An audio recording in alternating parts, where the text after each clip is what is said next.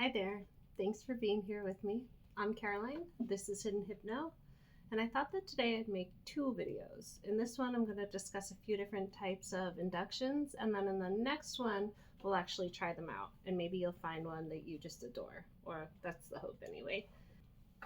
First, though, so I recently stumbled upon a comment regarding my channel, this channel, and my lack of disclosures regarding my use of hypnotic language, inductions, and covert hypnosis, suggesting I'm hypnotizing people unethically and without their consent. So I guess consider this your content warning. If you continue watching, you may unknowingly, accidentally, or purposefully become hypnotized, regardless of my intent.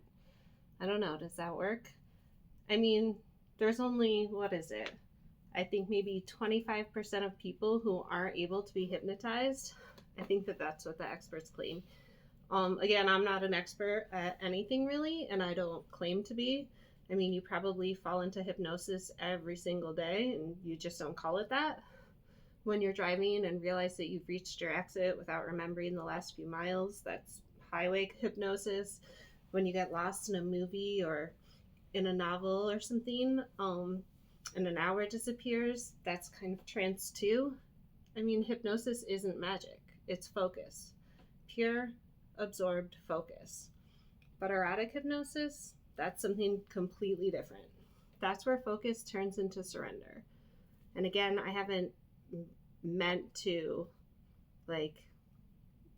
hypnotize anybody without them wanting that to happen or without their consent or without a disclosure warning. I just didn't know that that was a thing. So I guess from now on, I'll try to be more clear. But before we start, I wanted to share something with you. Not just what you'll feel, but why you'll feel it. Hypnosis, again, isn't magic, but it is a type of mind control. It's psychology. It's rhythm. It's the art of guiding the mind into a state of focused receptivity, where suggestion becomes sensation, and sensation becomes truth. So in this video, we'll move through 4 distinct different induction styles, each one rooted in science. Each one is designed to open you softly, deeply, and safely. But again, we're just mostly going to be talking about what they are. So first, let's explore progressive relaxation.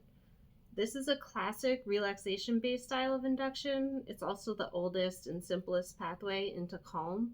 Instead of commanding the mind, it teaches the body to cue the mind to rest.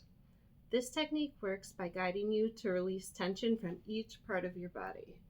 You'd be guided to relax and feel the sensation of relaxing each part of your body from head to toe. As your muscles soften and relax, your nervous system shifts into parasympathetic mode. Rest, digest, and surrender. Your breath will slow, your circulation slows, and your parasympathetic nervous system answers with a quiet exhale. A pleasurable body dropping, sinking, relaxing feeling. Your awareness narrows, and your mind becomes more suggestible. It's not just relaxation, it's preparation for everything that comes next. I like that one. I think everybody kind of does. The second induction type I wanted to discuss is the confusion or double bind method.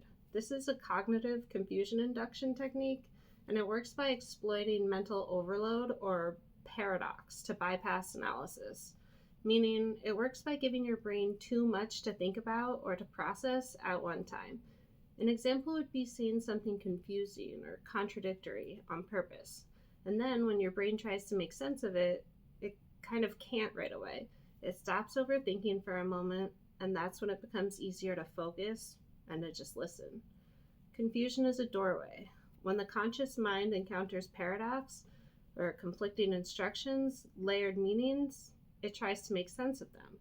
But sense making takes effort, and effort is tiring. Eventually the mind lets go, and in that letting go, the subconscious steps forward. Double binds are hypnotic traps. They offer 2 choices, both leading inward. You can resist, or you can resist resisting. Either way, you're already inside. And this is one of my absolute favorite induction styles. I love that moment of getting too overloaded, too confused, realizing it's simply just too hard to think, and time to let somebody else simply think for me. Yeah, I love that one.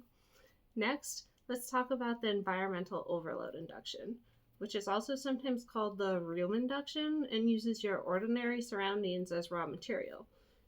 You'll be instructed to notice several things all at one time, maybe colors, sounds, textures, temperatures. I did say sounds. Your working memory gets filled so completely that your brain decides to simplify, which feels like quieting, which can feel like a pleasant blurring of awareness because your senses are always scanning. Touch, sound, breath, temperature, thought. When you flood the system with input, layered, rhythmic, immersive, the conscious mind becomes, overwhelmed. And when it's overwhelmed, it sort of just steps aside. And this isn't chaos, it's saturation.